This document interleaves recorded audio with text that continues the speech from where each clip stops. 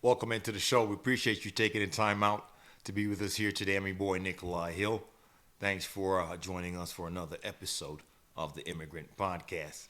So FIFA is having a wonderful summer, one of the best summers they've definitely had. Whether you're talking about a World Cup year or one of the big names in the Champions League format winning the Champions League. But when it pertains to overall play of football and the amount of football that's been played, of course, soccer, what they call it in North America, the amount of football that's been played throughout the continent so far this summer is exponential. It's something that we've never seen before. And it's due to the growth of the game. Obviously, the new FIFA president, he's not new anymore. He's been in the job for a few years. Gianni Infantino has made it an emphasis to make North America, and specifically the United States, a mainstay or something that's going to be going forward when it comes to the game. And he wants to make that impact immediately. So right now we have the FIFA Club World Cup. We have the CONCACAF Gold Cup. And overseas in Europe, we just had the end of the Nations League, European Nations League, which was a phenomenal finish. And of course, we could have asked for the best outcome with Cristiano Ronaldo walking away with another trophy for his cabinet and one for Portugal. They've gone on a run that has been unprecedented. Before Cristiano Ronaldo, I got to just take some time out to say this. Before Cristiano Ronaldo, Portugal qualified for 4 World Cups. Since then, they've qualified. Since him, they've qualified for all 5 World Cups, for all European tournaments. Before him, they didn't win a trophy in any major European competition.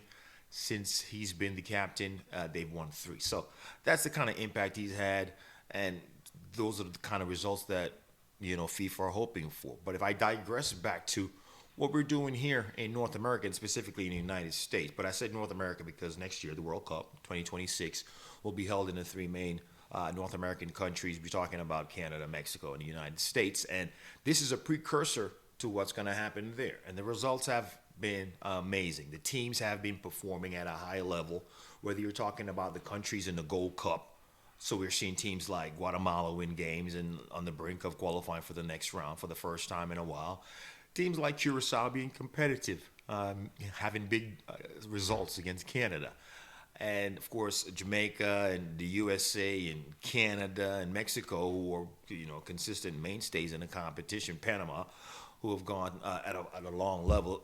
They're playing good soccer, but even they're getting a little bit of resistance as well from good team. We just saw USA have a tough fight from Haiti yesterday, but came out with the result 2-1 to advance to the next round, even before their last game. So the CONCACAF Gold Cup is going well, but the FIFA Club World Cup, even though underwhelming with the news coming into the competition about the attendance, the play on the field has been exemplary.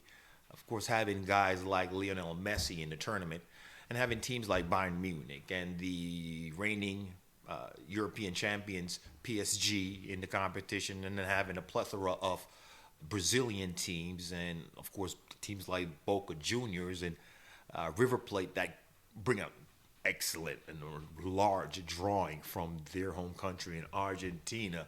We've seen the attendance in a lot of the games, and the majority of the games, and the viewership and the spectatorship, not only in person, but in the TV format, when, like my personal self, we're watching, has been excellent. And today the competition continues with big games that have glaring results that need to be had for some of the giants of the European game, or the giants of the South American game to have a place in the next round. So PSG, they have to win.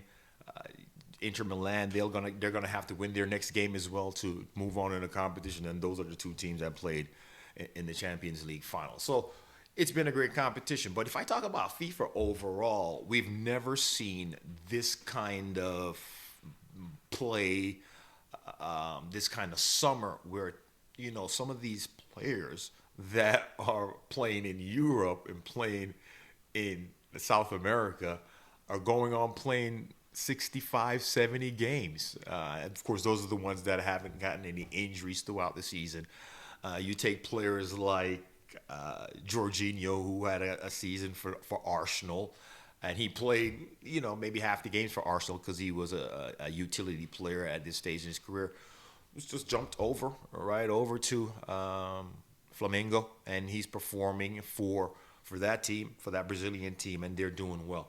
So it's a lot of soccer for fans to watch. We can't complain. If you're out there complaining about how many games there are, you're the problem, because 10 years ago we would be asking for the competition and the games that we're seeing right now. So I'm not going to be one to complain about what we're seeing in the amount of games that we're seeing right now. Just to go look forward, of course, the World Cup's going to be here next year. In this region at least. Like I said, Mexico, USA, Canada, and the spectatorship is going to be amazing. Just like every World Cup, we're going to see the viewership and we're going to see the attendance. It's an expanded roster. And when we say expanded roster, we mean not only for the rosters themselves, you being able to make movements pre-tournament and after the first round of the tournaments, the first 3 games of the tournament. If you want to make roster adjustments, I think there's going to be some room there for teams to make adjustments to bring players in and out, whether being injured or having difficulties in the team. But for the first time, there are going to be 36 minimum teams in the World Cup. So we're going to be at least 4 more spaces, and that's going to create, a room for another CONCACAF team, a room for another South American team, room for another African team, and room for, of course, more European teams. They're the cream of the top when it comes to the competition, and the football is just at a level for viewership and actual quality on the field and pay for players that it's just something you can't. You might be angry about it, but it's not something that you can despise, because the quality is there. We're seeing it. I get to watch it. You get to watch it.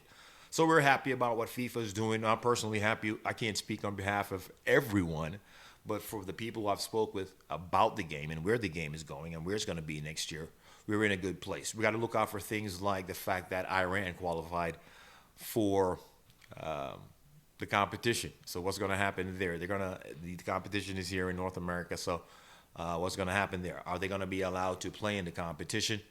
So that's something we're going to have to look forward to. Ticket prices is something that is going to be exponential. And of course, just because of what's happening on the planet right now. So the earlier you look into those, the better it's going to be for you. Accommodations as well. It's been your boy, Nikolai Hill. Take it easy. It's been another episode of the Immigrant Podcast.